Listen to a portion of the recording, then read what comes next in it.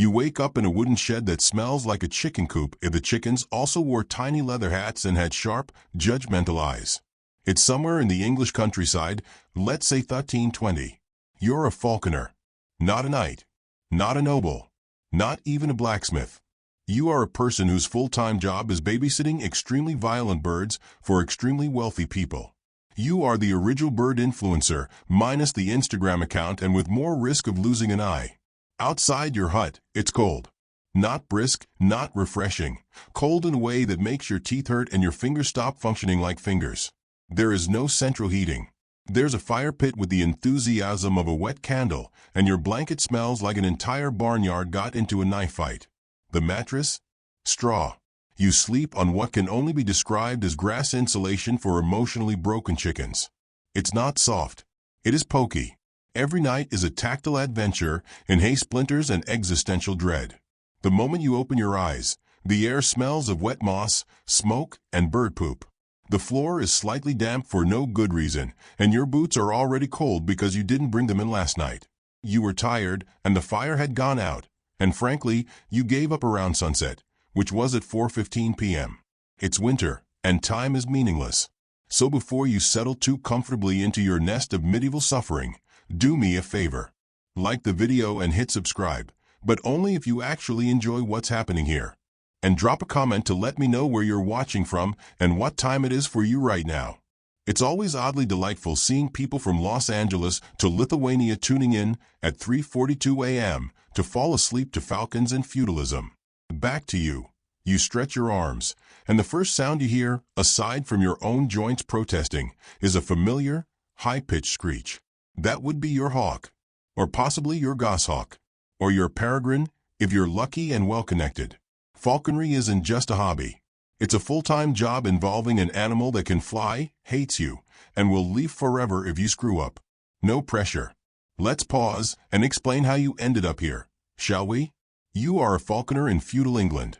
That means you're somewhere between serf and maybe the Lord knows your name. Falconry, or the training of birds of prey to hunt other animals, is one of those deeply impractical hobbies that nobles adore. Because nothing says wealth like using a tiny airborne murder machine to fetch your rabbits. Why use a net when you could train a falcon named Jeffrey to commit rodent crimes on your behalf? Here's the social breakdown. Falconry is not a free-for-all. Like most things in medieval society, it's regulated by class, custom, and the fact that your local lord will absolutely throw you in a hole if you get too fancy. There are laws, actual laws, about who can fly what kind of bird. If you're a king, you get a gerfalcon. If you're a priest, maybe a merlin. If you're a peasant, you get nothing. You don't get a bird. Stop asking. The birds are for your betters. If you have one, it's because you serve someone important or you're trusted with their birds. In your case, you are a servant. You manage the birds for a noble who probably couldn't tell a kestrel from a pinecone.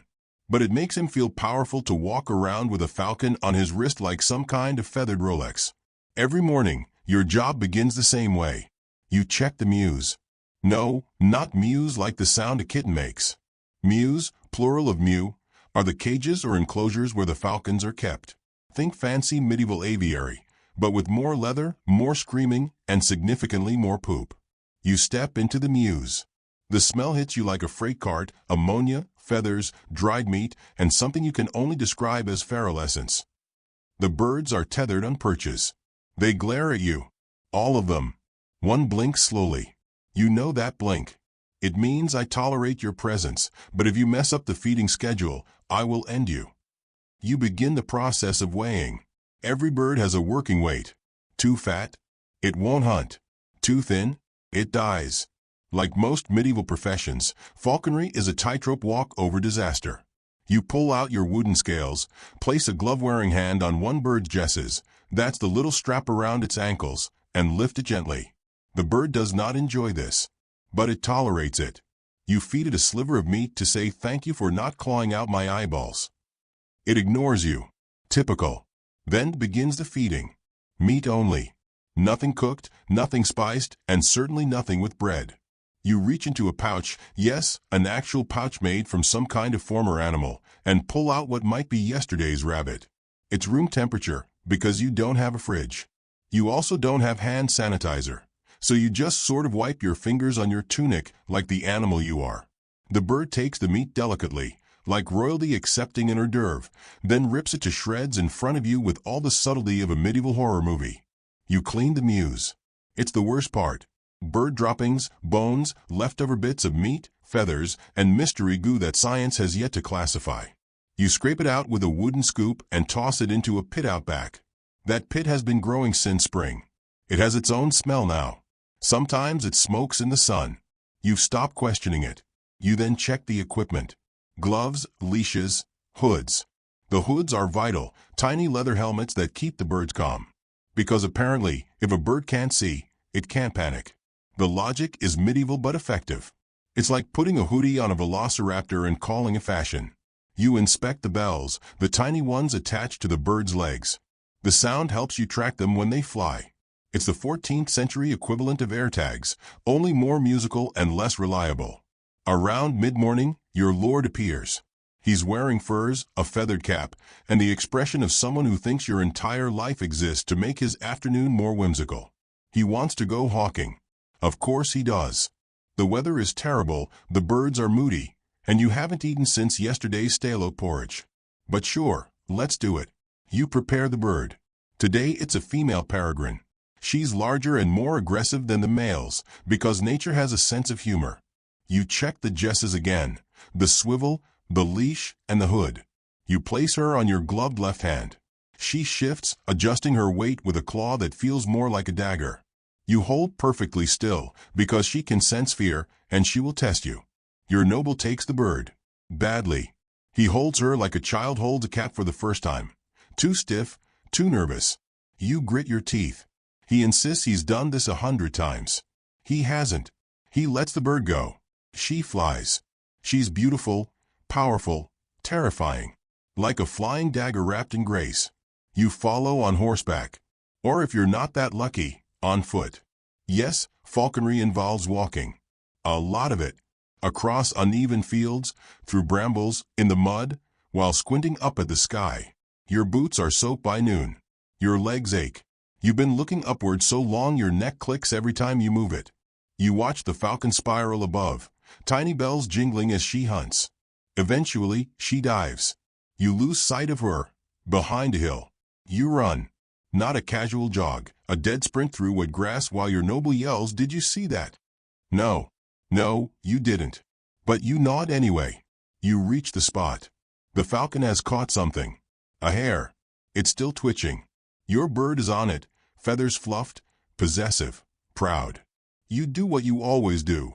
You kneel beside her, praise her gently, and offer her a piece of meat from your pouch, better than the hair, ideally, to distract her so you can collect the kill. She side-eyes you. Then, in a moment of medieval miracle, she releases it. You whisper thanks to whatever god is watching falconers today. You return to your lord. He beams. He didn't catch the hare. He didn't train the bird. But somehow, this is all a reflection of his skill. He pats your shoulder like you're the family dog, then hands the bird back to you. She resettles on your glove like a queen reluctantly boarding her carriage. You trek back. Tired. Cold. One foot slightly bleeding. You've lost a strap from your satchel. You're pretty sure the right side of your body is bruised from that fall in the bog earlier. But hey, the bird didn't fly away forever today. That's a win. Back at the mews, you remove her hood. Carefully. Slowly. You stroke her chest with 2 fingers, a ritual of calm. She eats her reward, then allows you to tether her back to her perch. You step away. She watches you. Always watching. You finally sit. Just for a moment.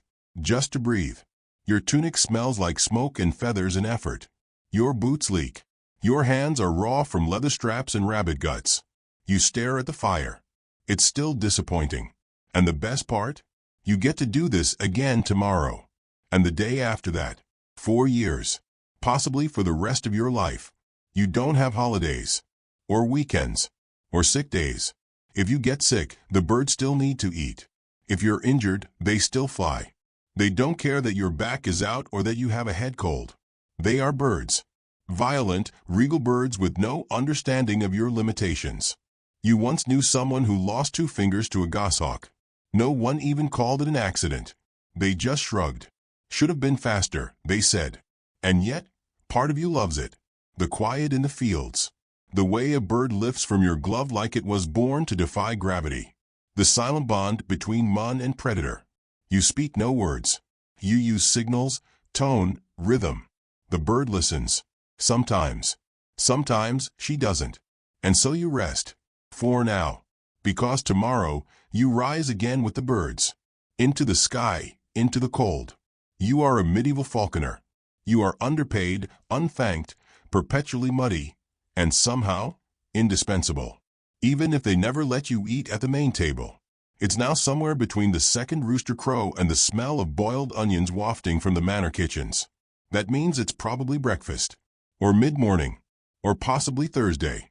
Timekeeping in your village is loose. Sundials are for monks, bells are for churches, and you have the subtle movements of the sun filtered through a thin fog of sleep deprivation and bird-related stress. It works. Kind of. Let's talk about your morning meal. Feast your eyes, and possibly just your eyes, on a hearty chunk of stale bread, 2 spoonfuls of barley gruel, and half a boiled egg that might still be negotiating its freshness. You eat standing up because your bird is staring at you from her perch like she's measuring your protein intake for later use. You toss her a leftover bit of yesterday's meat. She doesn't thank you. She never does. There's no coffee. No toast. No Instagram reels to scroll through while you wake up. Just cold air, medieval anxiety, and the soft crunch of moldy crust under your molars. This is breakfast, and you will accept it. You take a moment to stretch your back, which is exactly as satisfying as bending a damp wooden plank. The falconer spine was never meant for luxury.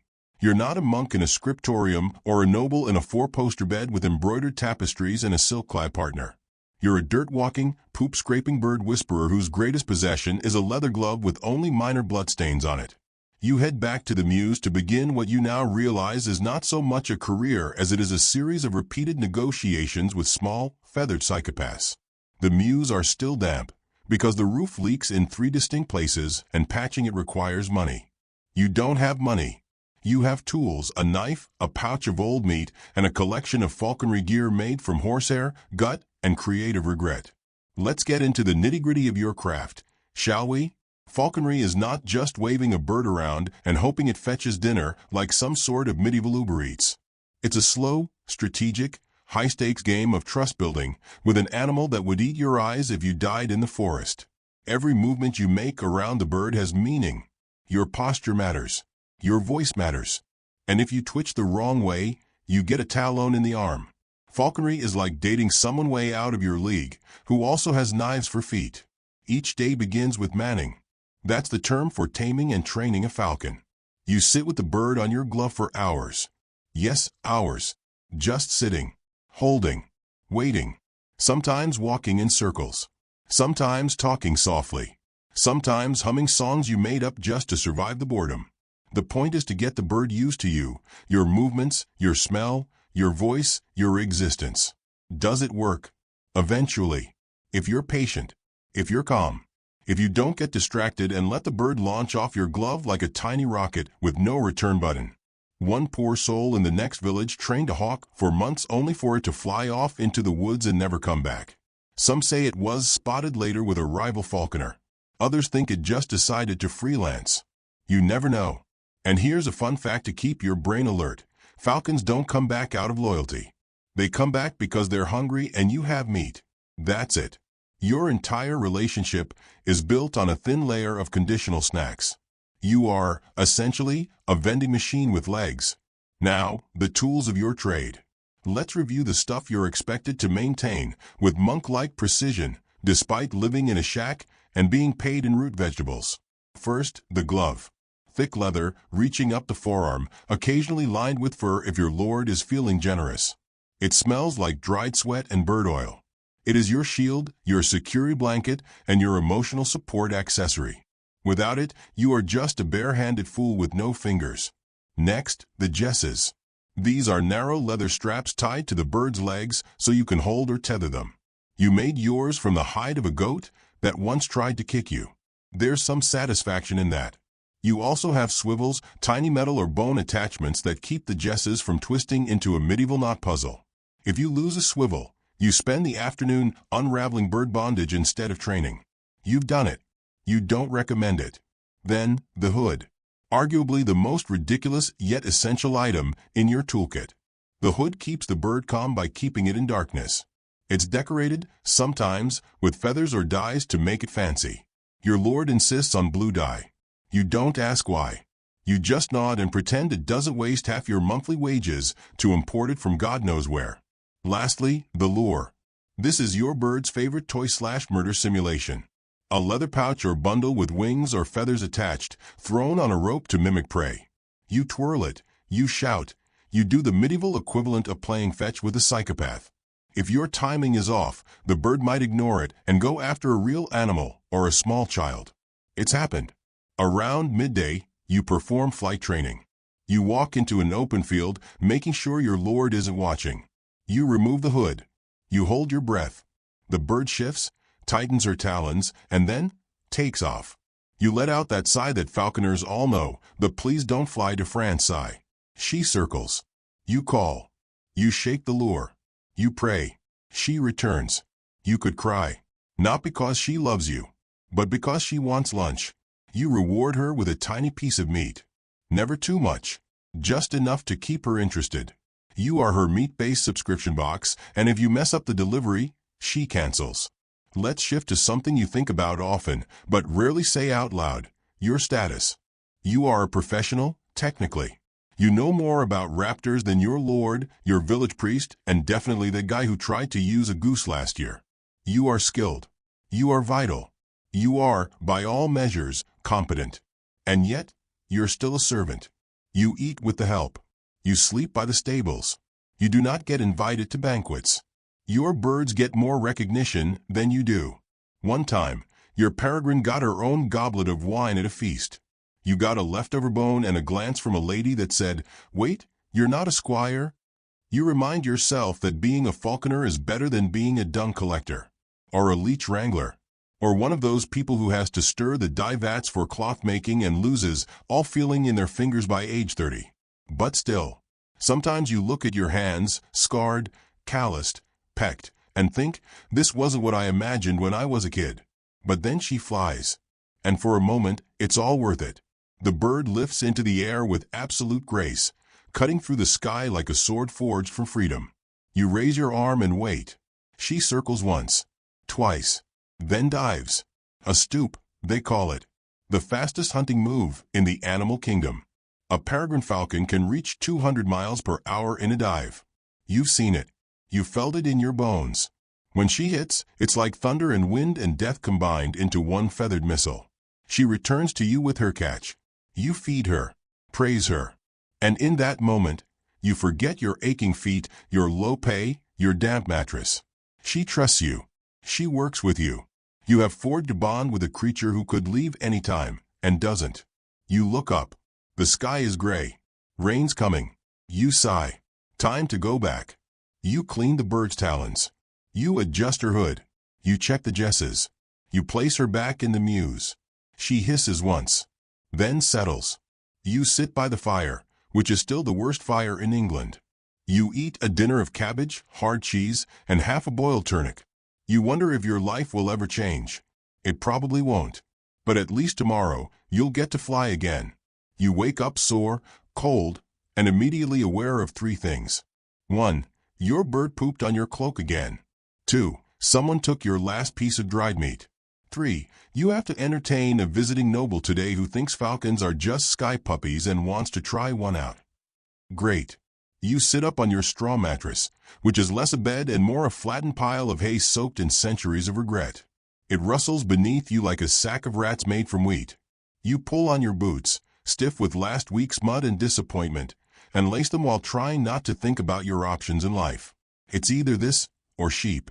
Outside, the air smells like damp wool and burning peat. The falcon mews hums with bird noises, hissing, chirping, and the occasional screech that sounds suspiciously like someone being murdered very slowly. You step in to greet your feathered companions. Your best bird, your pride and joy, is already alert, head tilting with suspicion, like she knows you forgot to bring liver scraps yesterday. She knows. She always knows. Falcons have memories. Not like humans, who forget where they put their keys or who they promised to help weed flax at noon. Falcon memory is spite-based. If you ever handled them wrong, or starred them too long during training, or sneezed too loud during molting season, they remember. They forgive nothing. They're like tiny airborne librarians with anger issues. Now, you have to prep for the arrival of Lord Godfrey of somewhere or other, a man whose only understanding of falconry comes from tapestries and whatever he misheard at a banquet while trying to seduce a baroness. He arrives on a horse that probably costs more than your soul. You try not to resent it. Too much. You greet him with a bow. He greets you with a belch and an enthusiastic, "So, this is the birdman." Yes, that's you. The birdman. He wants to see the falcon go zoom, as he says.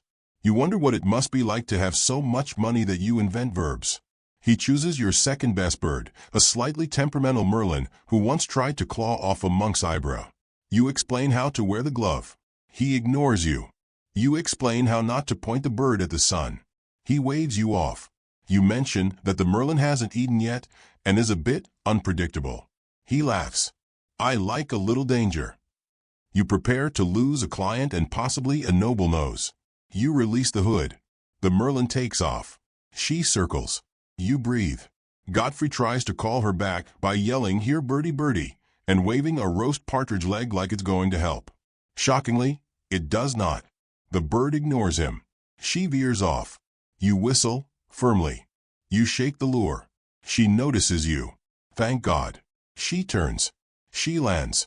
Not on the glove, but on your glove. You feel the claws pierce the thick leather and sigh. Godfrey claps. Marvelous. Absolutely majestic. A bit moody though, eh? You resist the urge to say, "She learned from you." Instead, you smile. You nod. You say, "Yes, my lord." They're very perceptive. Godfrey, now bored, asks if he can buy one. You explain, gently, that these birds aren't his to buy. They belong to the manor, and falcons are considered noble status animals. There are rules. Layers of them. It's a whole thing. You don't get into it. He frowns, mutters something about renting a goshawk next time, and rides off, his horse kicking mud into your face like a punctuation mark. You go inside to clean your face with a damp rag that smells like mildew and loss. Welcome to Public Relations, Medieval Edition. Let's talk about class now. Not the kind with homework and chalkboards, but the soul-crushing kind that determines who gets clean water and who gets fleas. You, as a falconer, are weirdly lodged in a social crack. You're not a peasant exactly, because falconry is considered noble adjacent, but you're definitely not nobility. You're a specialist, a skilled servant, a respected underling, which means you can attend a feast, but you have to stand at the edge and wait for someone to need a bird demonstration. You're the entertainment, like a jester, but with feathers instead of jokes. Your clothing reflects this tragic middle zone. You wear wool, dyed just dark enough to look respectable but not rich enough to suggest arrogance. Your gloves are well maintained, your belt has a small tool pouch, and if you're really lucky, your lord gifted you a small cloak with an embroidered hawk on it. It's the medieval equivalent of a company vest with a logo on the back. You still live with the help. You still get assigned chores. You still have to empty chamber pots if the stable boys are busy. But you also get asked for advice. On birds. On weather. On which dog might be best for hunting hares. It's nice. Confusing. A little insulting. You once overheard a noblewoman describe you as useful, but hard to look at. You took it as a compliment. Around mid-afternoon, you have a few moments to yourself. You sit on a stool. You watch your birds preen, nap, or slowly dismantle what was once a squirrel. You take out a needle made from bone and begin stitching a new hood. It's delicate work. You need the hood to fit snugly, but not tightly. It should be comfortable, but also secure enough that the bird doesn't fling it off during a tantrum. You've made over 30 hoods in your life. You've destroyed at least 50. Bird heads are surprisingly specific in shape. You reflect, as you stitch, that falconers don't just train birds. You become blacksmiths, leatherworkers, fletchers, veterinarians, psychologists, babysitters, and morticians, depending on the day and what the hawk dragged in. It's getting dark now. You prepare the evening feed. Small slices of meat, not too fatty, no bones. You clean out the mews. You check their talons. You inspect for mites. You wipe down the perches. You reset the jesses. The birds are calm, full, and content. You are cold, exhausted, and wondering why your right boot feels wetter than your left. Answer, a hole. Again. Dinner is more barley, this time with leek. You chew slowly while listening to a stable boy describe how a chicken fell in the well. No one's retrieved it. You're not sure if it's dead or plotting. The boy says he heard it clucking at midnight. You believe him. After dinner, you write in your little bird ledger. You track weights, feeding times, flight patterns, temperament. It's the closest thing to science you'll ever get. You dip your quill in a cheap ink made from boiled bark and pray the pages don't mold in the night. You hear the bells from the chapel tower. It's late. Time to sleep. You crawl into bed, wrap yourself in a blanket that smells like ash and goat, and pull your hood over your eyes. Not a falconer's hood, your sleeping hood. It keeps your head warm and possibly hides you from night spirits, depending on who you ask. Your last thought before drifting off? You forgot to patch your boot. Again. You wake up and your nose is the first to inform you, winter has arrived. It's the kind of cold that punches its way through the thatch, snakes under your blanket, and licks your spine like a ghost made of ice water. You're not entirely sure if your toes are still attached. They feel like peas. Cold, dead peas. You groan. The breath leaves your mouth in a visible puff, and you realize that the frost on your blanket might not be metaphorical. You sit up and immediately regret it. The mattress, which, let's be honest, has never been much of a comfort item, is now approximately the temperature of a church wall at midnight. The falcon mews are even worse. You step inside and you're greeted by a burst of sour, warm bird breath. And you think, yes. The olfactory bouquet of winter falconry, guano, raw meat, damp straw, and feather dander. It's not a smell that inspires poetry. Your birds are grumpy. Understandably. Falcons are built for the sky, not for the medieval version of a meat freezer. They fluff their feathers to stay warm, glaring at you with the sort of expression that says, fix this. You're the mammal here. You sigh and begin the morning routine. In winter, it takes twice as long and gives half the results. The water is frozen. You break the surface with the back of your knife. You cut up meat with hands that barely bend. You check the jesses and anklets for frost damage. Leather cracks when it's too cold. Just like your patience. Now, falconry in winter isn't just uncomfortable. It's dangerous. The air is dry, which means feathers can get brittle. The thermals are unpredictable, which means your bird might vanish into a freezing sky and return as a feathery ice sculpture, if she returns at all. You have to warm your falcon's feet by rubbing them. Yes, your hands, her feet. It's a bonding experience, and by bonding, we mean she tolerates you slightly more than the wind. To help keep her warm, you've crafted a tiny falcon cape. It's hideous, but it's warm. Nobles love to laugh at it. You love that it prevents frostbite. A draw, really. So before we go deeper into the wintertime falconer's misery, take a second, if your hands aren't frozen to your blanket, to like this video and subscribe, but only if you actually enjoy it. I'm not here to guilt trip you. Let me know in the comments where you're watching from and what time it is. Especially if you're falling asleep in some tropical place, I'll just sit here shivering for historical accuracy. Back to it. Winter training is reduced. You can't fly your birds daily. There's snow on the fields, which means fewer visible quarry. The rabbits have tunneled into underground bunkers. The pheasants, smug little tree goblins, are just watching you fail. But the nobles? Oh, the nobles still want hunts. They come bundled in fur and silk, looking like fat, overdressed sausages on horseback. They say things like, oh, the frost makes the air so crisp, as you try to remember what your kneecaps used to feel like.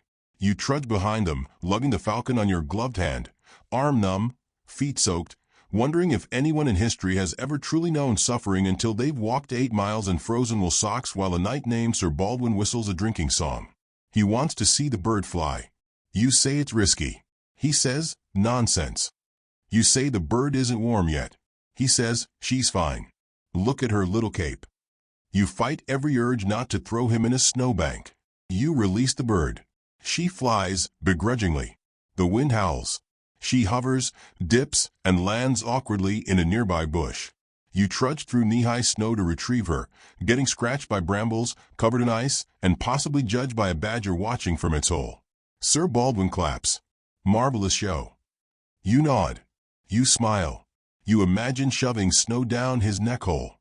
Back at the manor, things aren't much better. Everyone's huddled indoors, which means more smells, more coughing, more lice. You're trying to dry your bird equipment by the hearth, but some cook keeps yelling at you about meat contamination or something equally irrelevant. You retreat to your quarters and try to repair the damage winter has done to your tools. The hoods are stiff from cold. The lures are fraying. You're out of wax. You try using goose fat. It works. Sort of. You write in your bird log again. But the ink has frozen. You've thawed by breathing on the pot for 10 minutes and questioning your entire life up to this point. Winter falconry also involves maintenance flights, quick releases in semi-enclosed areas, just enough to stretch wings without risking hypothermia. You do this in barns, courtyards, once in the Great Hall when the Lord wasn't looking. That one was a disaster. Feathers in the soup. At night, you try to sleep, but your bird is restless. She makes soft clicking noises. You've trained your brain to hear these in your dreams. You wake up, half-frozen, and check on her. She's fine. Just lonely. You whisper nonsense to her, and for once, she doesn't try to claw your face.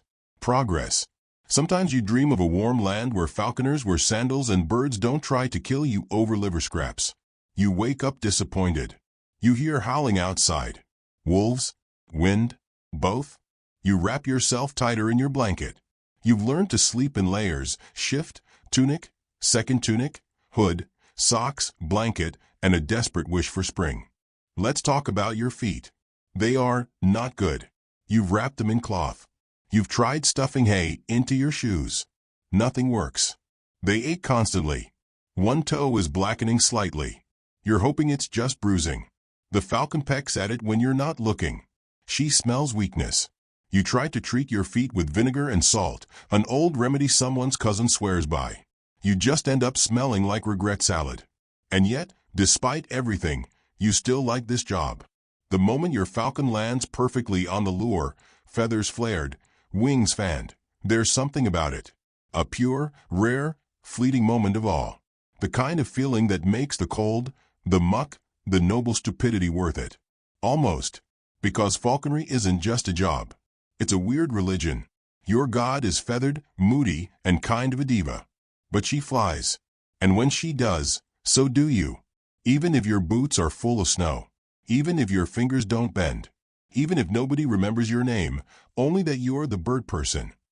You sleep that night curled up like a cooked shrimp, trying to conserve warmth. You dream of thermals, of wind beneath wings, and a sun that actually gives off heat. Tomorrow, more frost. More feathers. And probably more nobles yelling at birds. You wake up with a jolt, not because anything bad happened, but because today is the falconry contest. A big one. It's been hyped for weeks. Lords and ladies from 5 manors over are gathering to show off their birds. It's not just a friendly competition. It's a chance for nobles to peacock at each other using smaller, angrier birds as status symbols. You, of course, are responsible for the actual bird part of that equation. No pressure. You dress in your best tunic. It's only stained in 2 places and only smells mildly like fish guts. You comb your hair with a twig. You tie on your utility belt, lure, whistle, backup lure, backup lure, a dead mouse on a string, and a leather pouch that you once used for meat, but now just holds your hopes. You feed your bird a tiny meal, enough to energize her, not enough to make her lazy. Falcons fly best on an empty stomach. Relatable, honestly. Outside, the manor courtyard has been transformed into what passes for a falconer's arena. There are banners, musicians, a makeshift wooden platform where nobles can sit, sip spiced wine, and loudly misinterpret everything they see. Lord Egbert is already there in a fur-lined cloak, preening like he thinks he is the bird. His falcon, an overly pampered saker with the self-control of a raccoon in a bakery, is squawking loudly at nothing. Lady Adela has brought a snowy owl, which is cheating on at least 4 levels. It's not a falcon. It hunts at night, and it's more likely to fall asleep than catch anything. but it's white and fluffy and probably matches her bed drapes. So here we are. You, meanwhile, have your best hawk, an elegant, sharp-eyed peregrine who tolerates you roughly as much as she tolerates other birds. Which is to say, not at all.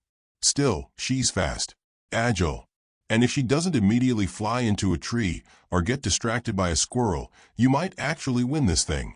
So before your falcon dive bombs the Lady of Crofts embroidery, go ahead and like the video and subscribe, only if you enjoy this weird, sleepy tour through historical nonsense. And tell me in the comments where you're watching from and what time it is for you. Are you drifting off? Or still wide-eyed wondering why birds wore hats? I want to know. The competition begins with the usual ceremony. Someone reads a blessing over the birds. It's half prayer, half weather forecast. Someone else rings a bell. A monk with a trumpet that sounds suspiciously like a goat giving birth to a bellows announces each falconer and their noble sponsor. You're announced with flair, but your name is mangled beyond recognition. You consider correcting them. You don't.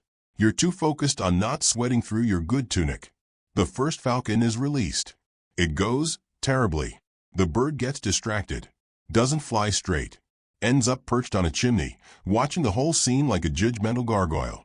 Its handler, an older man with trembling hands and a prayer stitched into his sleeve, just stares at the ground in shame. You feel his pain. Then Lady Adela's owl takes her turn. It flaps.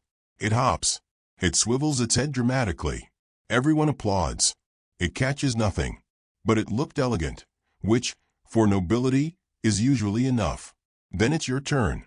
You whistle softly to your peregrine. Her eyes focus on you like she's deciding whether to listen or throw a tantrum. You slowly unhood her. She blinks. You breathe. The judge, a man in an enormous feathered hat that looks like it's trying to eat his head, nods at you. Proceed. You lift your arm. Whisper your command. And release. She soars. Not just flies, soars. A perfect launch. A clean arc. She spirals up, then plummets in a dive so precise that even the other falcons seem to pause. You swing your lure at the exact moment, and she snatches it from the air with a shriek of satisfaction. It's glorious. 4-5 seconds. Then a goose attacks her. Yes, a goose. Wild. Enraged. Possibly cursed. It comes out of nowhere like a feathered missile of vengeance, and suddenly the arena is in chaos. Your peregrine shrieks in fury. The goose honks like a war horn. The crowd gasps. Lady Adela spills wine on her owl. Someone screams. You leap into the fray, arms flailing, trying to separate your bird from this feathered demon. The two spiral, clawing, flapping, honking. It's like a puppet show directed by Satan. Eventually, your bird escapes and flaps back to your glove, ruffled but alive. The goose waddles off, victorious. No one knows where it came from. The crowd applauds anyway. You win. Not because of the goose fight, but because everyone agrees it was dramatic. Lord Egbert sulks. Lady Adela demands a recount. You collect your prize, a pewter cup shaped like a falcon, and a bag of coins so small it might buy you half a chicken. You don't care. You're just proud your bird didn't fly into the judge's hat. Later, back in your mews, you reward your peregrine with a small chunk of fresh rabbit. She tears into it with the satisfaction of someone who just beat up a goose and got a trophy for it. You sit on a stool and watch the evening light filter through the slats. You're exhausted. You smell like fear, feathers, and possibly goose droppings. But you did it. You survived the falcon tournament. Your bird's reputation is elevated. Your lord is pleased. You might even get a second cloak now. One that doesn't leak. And maybe, just maybe, someone important will remember your name this time. You close your eyes, imagining your falcon in flight again, picturing the sky from her point of view, silent, cold, endless, and far, far away from geese. You wake up to an unusual silence. Your falcon isn't making her usual pre-dawn hissing noises or clicking her beak in that vaguely threatening way she does when she's hungry. No fluttering, no rustling of feathers. Just silence. You get up, cautiously. Your back cracks like a haunted chair. You shuffle into the mews, rubbing sleep from your eyes and praying to whichever vaguely medieval bird god is on shift today. There she is, on her perch, head tucked under one wing, but not sleeping. You approach slowly. Her breathing is shallow. Her feathers are puffed out too far. Her eyes, when she finally lifts her head, are dull. You don't need a fancy education to know this bird is not okay. And now it's official, your peregrine falcon is sick. Wonderful. So before you hold a leather-bound bird over a bucket of mystery herbs and pray to Saint Vomitus, go ahead and like this video and subscribe, but only if you're genuinely enjoying this slow descent into medieval weirdness.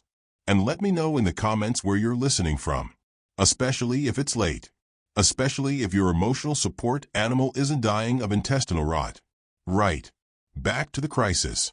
Medieval falcon medicine, in short, is experimental. And by experimental, I mean made up. There's no avian vet degree, no falcon emergency hotline, no bird x-rays. Instead, there's the Book of St. Albans, Pliny the Elder, your lord's wife's herbalist cousin, and about 600 years of collective guessing. Your first move? Observation. You gently pick her up, checking her feet, beak, eyes, vent. She doesn't fight back. Not a good sign. You note her poop, it's watery, slightly greenish. Yes, in falconry, you become a poop expert. Don't be jealous. Next, you feel her keel bone. Too sharp. She's losing weight. Diagnosis? Could be parasitic worms. Could be sauerkraut. Could be air sac mites. Could be that weird lizard she ate last week. Could also be that you just exist in the 13th century and medicine is a cosmic prank. You consult your notes, some stained parchment with ink smears and meat grease. There are instructions like, for lethargy, steep ground fennel in warm wine and apply to foot, which sounds like something a toddler would suggest. Still, you're desperate. You mix a warm mash of crushed garlic, sage, rosemary, and wine. You offer her a drop on a splintered stick. She sneezes violently and then bites your thumb, a promising sign of life. You try casting, the ancient method of feeding the bird a ball of fur or feathers to help her expel indigestible bits. You fashion one out of a rabbit's paw. She swallows it like a champ. You wait. Nothing. Maybe it helped. Maybe it didn't. You try mustard seeds, thought to help digestion. You try fasting her for a day. You say a little prayer to Saint Bavo, patron saint of falconers, because why not? The medieval medical system is 40% prayer, 30% guesswork, and 30% put a poultice on it and hope it doesn't kill them. Now you're in full apothecary mode. You make a paste of honey and vinegar and apply it to her beak. You try smearing goose fat under her wings. You offer her mouse hearts, bathed in warm ale. You consider an enema, but thankfully, there's no recipe for bird enemas in your manual. Small blessings. Your lord hears of the illness. He arrives with concerned noble face and says, "She's my best bird. She must be saved." You assure him you're doing all you can. He then proceeds to offer his advice. Have you tried bloodletting? Ah, yes. The medieval answer to everything. You decline. Politely. He insists.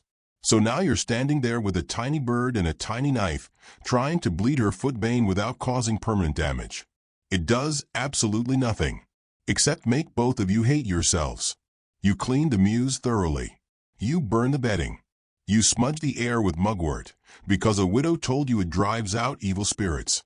You don't believe her, but it smells better than rotting gizzards. The next day, she's a little better. Her eyes are clearer. Her posture more alert. She poops on your boot with renewed vigor. It's the happiest moment of your month. You hand-feed her a small strip of liver. She eats it. She preens a little. You cry quietly in the corner like a proud, exhausted parent whose toddler just said their first word. The word was death. But still, progress. Of course, she's not out of the woods yet. Medieval illnesses are like reality shows. They always come back for another season. So now, you begin a regimen.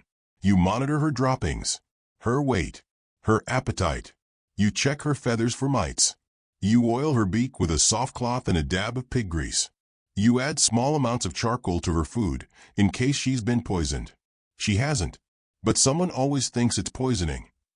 You even construct a tiny heat shelter from straw and heated stones. She stands in it for about 40 seconds before deciding she hates it and launching herself at your face. You take it as a good sign. Let's talk about falcon illnesses in general. Because wow, there are a lot. Sauerkraut, caused by spoiled meat or bad digestion. Symptoms: bloated chest, sour-smelling breath, vomiting. Treatment, massage and starvation. Also prayer. Bumblefoot, a foot infection. Treatment, rest, honey, and yelling "stop standing weird" at your bird. Air sac mites, microscopic demons that cause wheezing. Treatment, good luck. Avian pox, yes, that's real. Medieval response, it's probably the devil. Worms, everyone had worms, including the falcon. Especially the falcon. Every bird had something. They lived in filth. They ate raw, rotting meat. They flew through clouds of pestilence. You're amazed they didn't all die instantly. And yet, somehow, they survived. Because nature is stubborn. And because even in a time when your average doctor thought illness came from looking at a toad the wrong way, the bird still pulled through. After a week of homemade medicine and round-the-clock hovering, your peregrine is strong enough to fly again. You test her in a small field. She soars, dives, and returns without hesitation. You cry again. You're becoming emotional. You blame the fumes from the mugwort. Your lord congratulates you like he did anything at all. He offers you a raise, 1 extra loaf of bread per month. You nod graciously while plotting revenge involving his prized hat and a dead mouse. You return home. You wash your hands in vinegar. You write in your log, "Bird survived illness. May the saints preserve us." Never doing that again. You do it again 3 months later when a kestrel eats a frog and forgets how to blink. Because you're not just a falconer. You're a feather doctor, a poop analyst, a bird psychologist, a medieval animal whisperer, without proper tools or pay. And against all odds, you're kind of good at it. You sleep that night with your falcon perched near your bed. She's calm. She watches you. And for once, you feel like you're winning this absurd little war against nature. Until the next worm. It starts, as many things in medieval life do, with an old woman pointing at your falcon and yelling something in Latin that no one understands but everyone finds deeply suspicious. You were just walking through the village square, bird on your glove, minding your business, when she turned, sniffed the air dramatically, and muttered, "Male dictus avis," which, depending on your translation, either means curse bird or that chicken's a liar. You nod politely, because, frankly, you've heard worse. Superstition is the air you breathe. And for a falconer in the Middle Ages, it's not just background noise, it's part of the job description. You don't just raise birds. You interpret them. Their behavior is seen as a form of divination. A twitchy wing might mean a bad harvest. An unexpected molt could signal betrayal. If your falcon refuses to fly, clearly someone in your village is harboring a secret, or possibly owes taxes. So before your bird is blamed for someone's spoiled ale or sudden rash, go ahead and like the video and subscribe, but only if you're enjoying this delightful descent into medieval paranoia. And tell me in the comments, what time is it where you are, and what's the weirdest superstition you've ever heard? Bonus points if it involves birds or soup. Okay, let's dig into the good stuff. Let's say your falcon is acting a little strange today. She turns her head 3 times to the left before taking off. She lands on a dead tree. Then she flies in a perfect circle before dropping a feather in the shape of a crescent moon. What does this mean? To the modern mind, nothing. She's a bird. To a 13th century noblewoman, it's clearly a sign that someone nearby has committed adultery, and your bird is trying to warn them by acting out a very subtle interpretive dance. You see, in medieval Europe, falcons weren't just status symbols, they were seen as cosmic weather vanes. Their behavior was scrutinized with the intensity of a medieval soap opera. Any twitch, call, poop, or feather drop could be interpreted as a message from the divine. Here are some of the more popular superstitions surrounding falcons. If a falcon sheds a feather inside a lord's chamber, someone will die in that household within the month. Comforting. If a falcon flies north during a hunt, it means war is coming. Also, it's cold. But sure, let's go with war. If a bird refuses to eat, it's either been cursed or it has simply seen your cooking. If a falcon lands on a widow's roof, she'll remarry within a year. Bonus points if the bird poops on the chimney. You, meanwhile, are expected to decode all of this in real time. There's an actual belief that falconers can sense shifts in fate before they happen. You're the bird equivalent of a medieval meteorologist crossed with a part-time exorcist. People ask you questions like, will my crops fail this year? Or is my cousin possessed? Or can your hawk tell if my wife is lying about where she was last Thursday? The answer, of course, is always maybe. Because you're not insane. But you learn to nod wisely. You say things like, "The falcon flew low this morning. I would stay home today." Or "She did not call before sleeping last night." That means the river spirits are restless. Which is medieval for "I don't know, but I enjoy having teeth, so I'm playing it safe." Let's talk dreams. Falcon-related dreams were a whole genre of medieval literature. Dream of a falcon flying west? You're about to get rich. Dream of a falcon crying in the rain? Someone close to you is about to betray you. Dream of being attacked by a falcon? Either you're guilty of something or your mattress is full of bugs. Dream of becoming a falcon? That's a spiritual awakening or rabies. Falconry manuals, even the respectable ones, often include entire chapters on interpreting dreams, reading feather patterns, and identifying cursed behavior. Because of course they do. This is the same society that thought sneezing expelled demons. And just in case you thought you were safe from this lunacy, your reputation as a falconer is affected by your bird's behavior. Did your falcon land on a crucifix last week? You might be a saint. Did she fly away and land on the village well at midnight? You're definitely a warlock now. Enjoy the surprise trial. In fact, you've already been accused of minor sorcery 3 times this month. Once because your kestrel refused to hunt rabbits, unnatural. Once because your hawk hissed at a monk, unholy. And once because you fixed a broken wing with honey and linen instead of whispers and a beetle tied to your left toe, suspiciously practical. You're not even offended anymore. You just carry extra rosemary now, just in case someone demands a purification ritual. Now, there's a positive side to all this superstition. When things go well, when your bird flies true, returns gracefully, and maybe lands on a noble's shoulder like she was trained by angels, you get praised like a minor wizard. People give you bread. Sometimes even cheese. Which is basically currency. You're invited to parties. You get asked for advice on marriage, childbirth, and when to plant peas. They call you the birdmaster. You consider getting it embroidered on your tunic, but then remember you own one tunic, and it already smells like failure. But then one bad week happens. Maybe your falcon flies off and doesn't come back.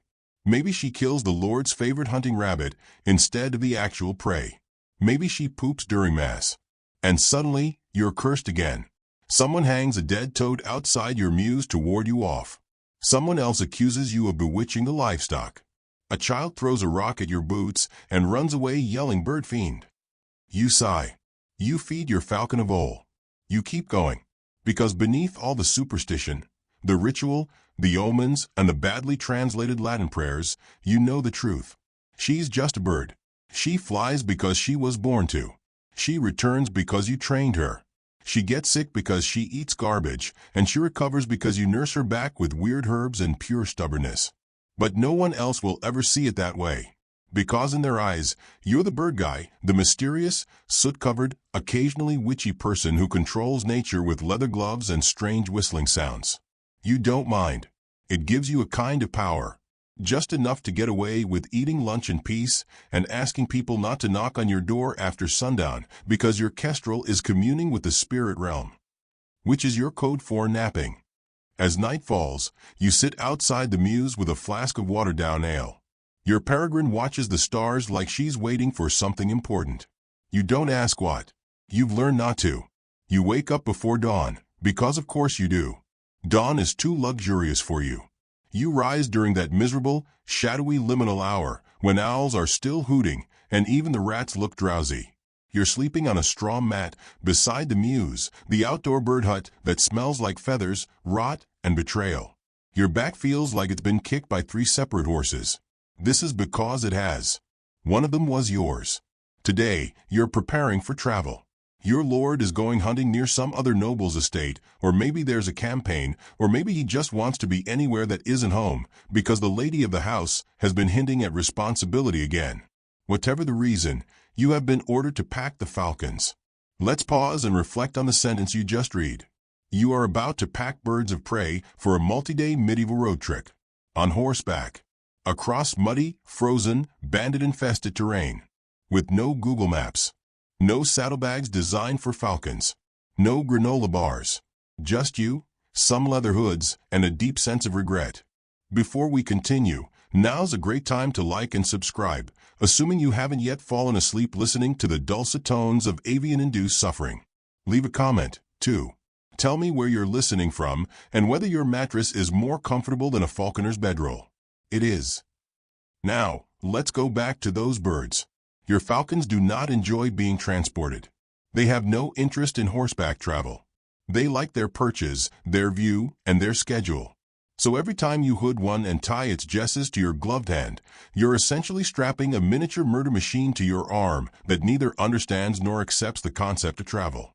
Your other arm carries a second bird. This one is newer. She hates you.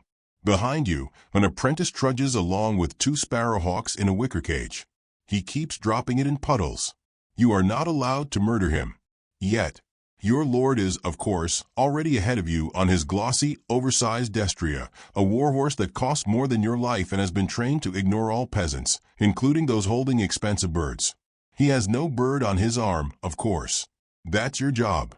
He has gloves that were stitched by someone who speaks 3 languages. You have gloves that smell like wet squirrel. The journey begins. You ride through slush, mud, and medieval road hazards, which include sudden ravines, bridges that creak like dying oxen, and the occasional inexplicably angry pig. Your birds ruffle their feathers every few minutes. This is not comforting. You recite the same phrase over and over in your mind like a cursed mantra. Don't fly away. Don't fly away. Don't see a rabbit and fly directly into a gorge. Let's talk about falcon mobility. Despite what romantic paintings might suggest, falcons don't perch silently on your hand like well-behaved accessories. They squawk. They shuffle. They poop. A lot. Especially when scared or excited or just mildly inconvenienced. So naturally, after 2 hours of cold horseback travel, your right sleeve is covered in an aromatic stew of feathers, mud, and fresh falcon droppings. The smell is assertive. You arrive at the first rest point, which is generously called an inn but is really a stone box with hay in the corner and a guy named Arlo who won't stop coughing. You're allowed to sleep in the stable, because of course you are.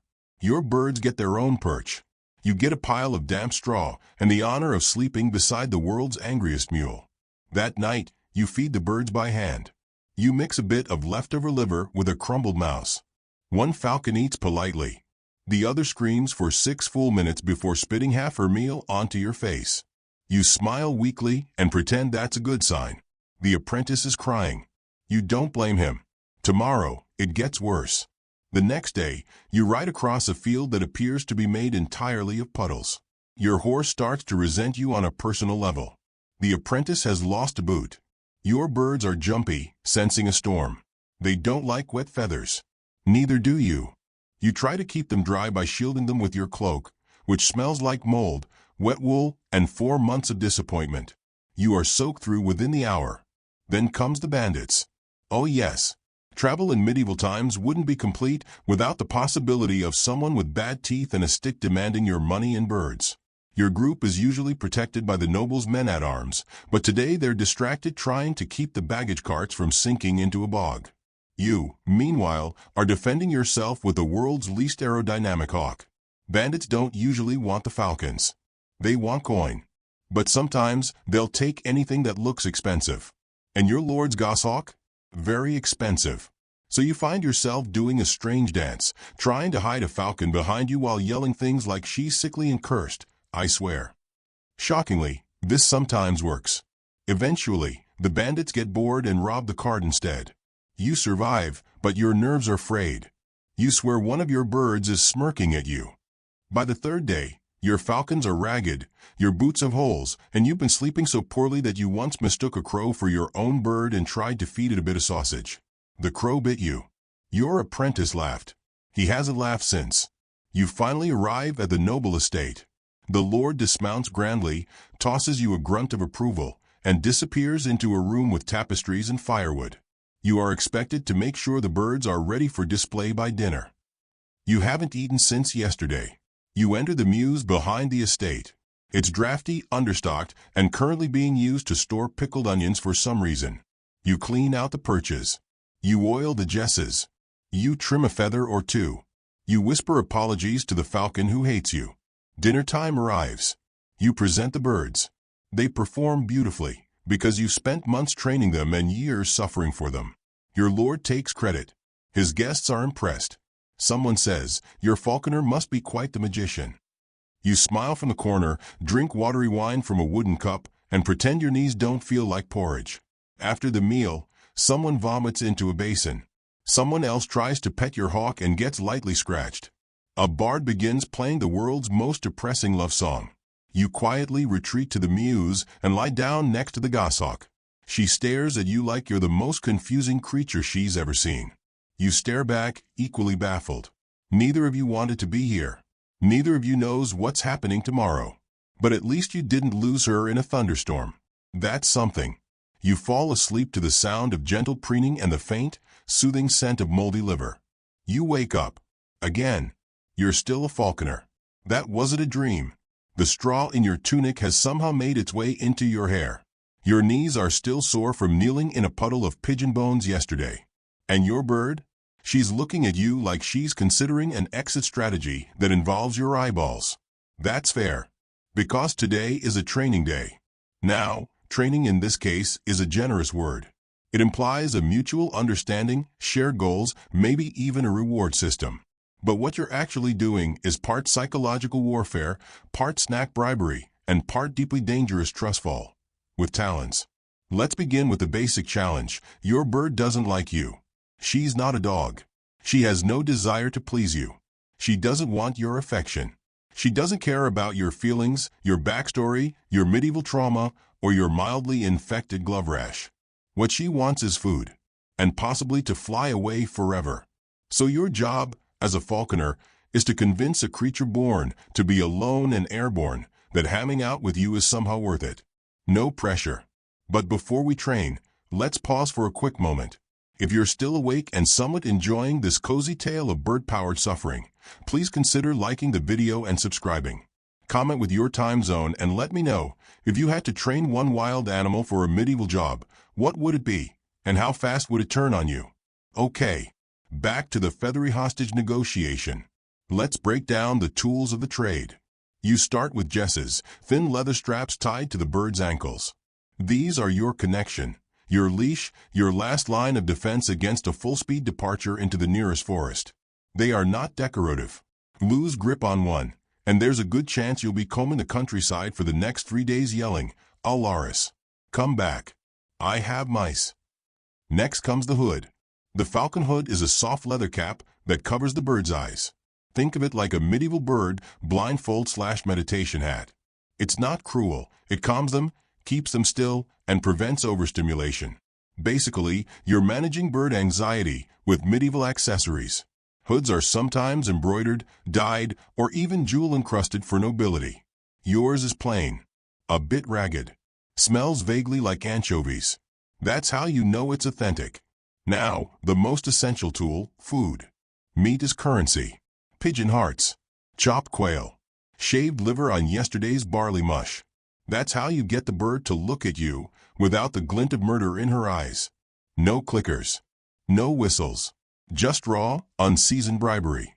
Let's go over the training process in the simplest medieval terms. Step 1. Tame the bird to your glove. This can take days, weeks, sometimes longer. She will scream. You will bleed. Progress is measured in minutes of non-hostile eye contact. Step 2. Teach her to jump to your glove. You start small. A few inches.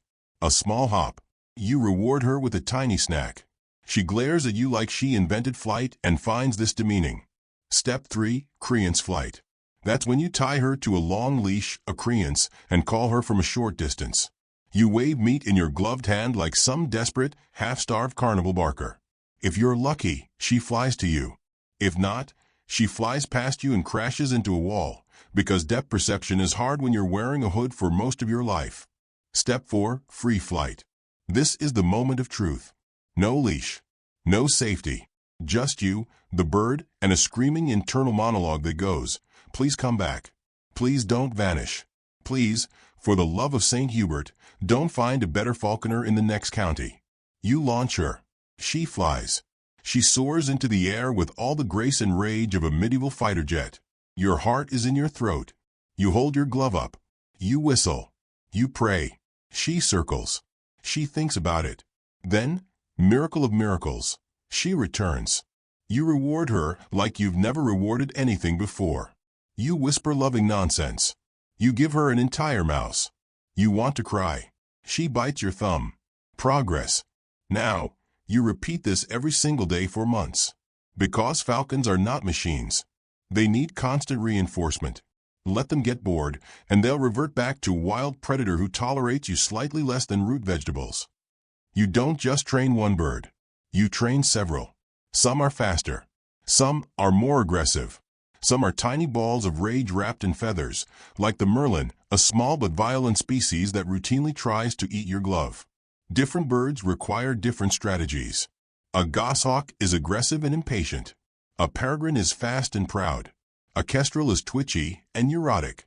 A sparrowhawk is, frankly, a tiny nightmare with wings and attitude problems. You learn to read them. Not just their body language, but their moods, their preferences, their grudges. You once had a bird that refused to hunt if the weather was too smug. You still don't know what that means. Sometimes the training fails. Sometimes the bird simply won't obey. Maybe she's traumatized. Maybe she's sick. Maybe she's just decided that you, as a person, are not worthy of her talents. You can't force a falcon. You can't yell, threaten, or guilt trip. You can only try again tomorrow, with a new piece of meat and a slightly more desperate tone in your voice. And here's the real truth. Training a falcon isn't about dominance. It's about trust, which is horrifying, because that trust goes both ways. You need to trust that the bird will return. The bird needs to trust that you'll feed her, care for her, and never tie her to someone dumber than you. And your Lord? He trusts neither of you. He just wants a good show. Which means you have to be perfect.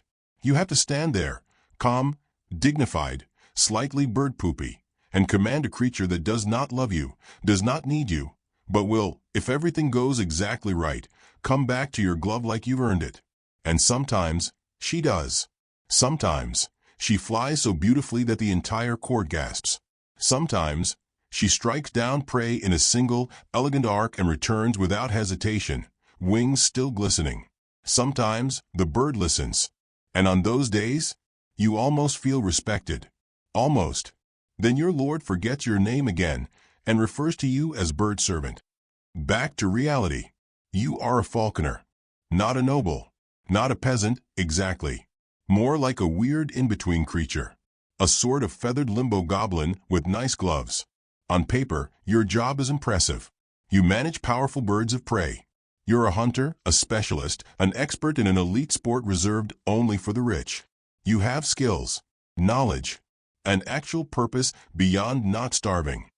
In modern terms, you're like a Formula One pit crew technician, except your car is alive, hates you, and might fly off into a hedge because it saw something shiny.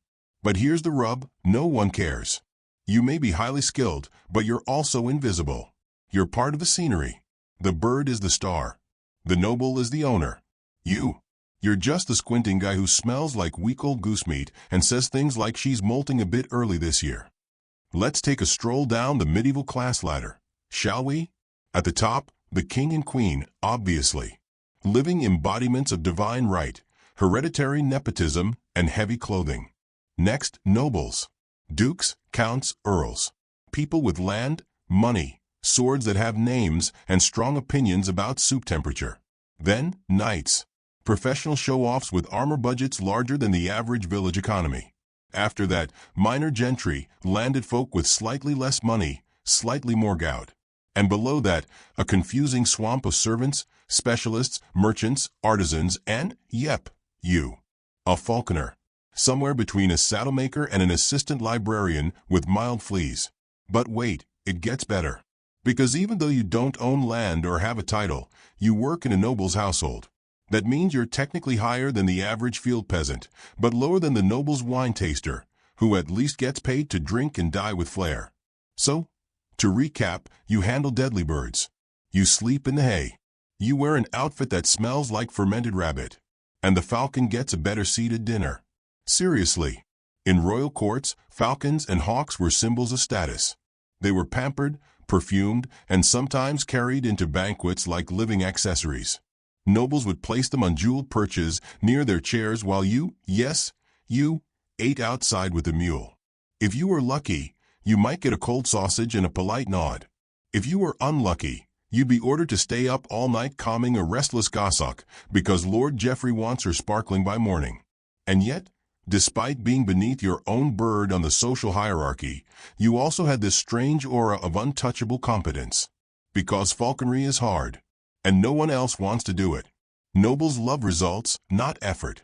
But when your falcon catches prey in front of a rival lord, oh, suddenly they remember your name. You're the toast of the manor, the bird whisperer, the guy who got the hawk to do the thing, briefly, until the next thing goes wrong. Let's talk about the truly elite version of falconry for a moment, emperor-level birds. In some courts, especially in the Islamic world and Mongol Empire, falconers were practically rock stars. Genghis Khan kept thousands of them. Entire bureaucracies were built around avian hierarchy. A single gerfalcon was worth more than a herd of horses.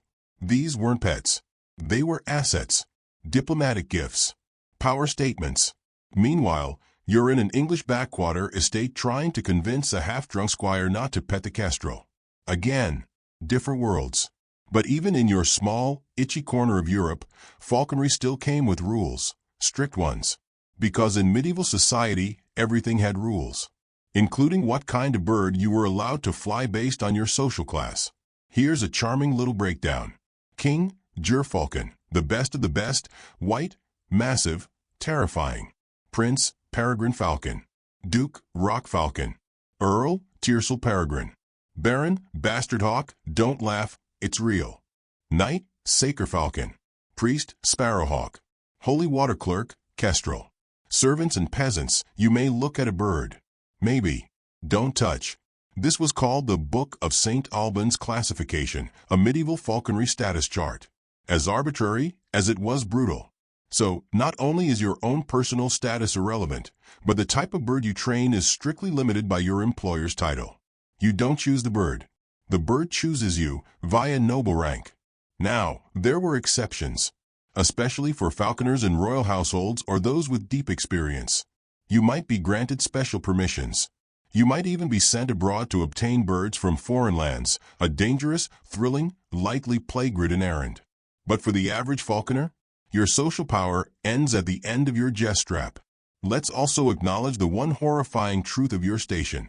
You can be replaced, easily, if the bird fails to perform. If you offend a noble.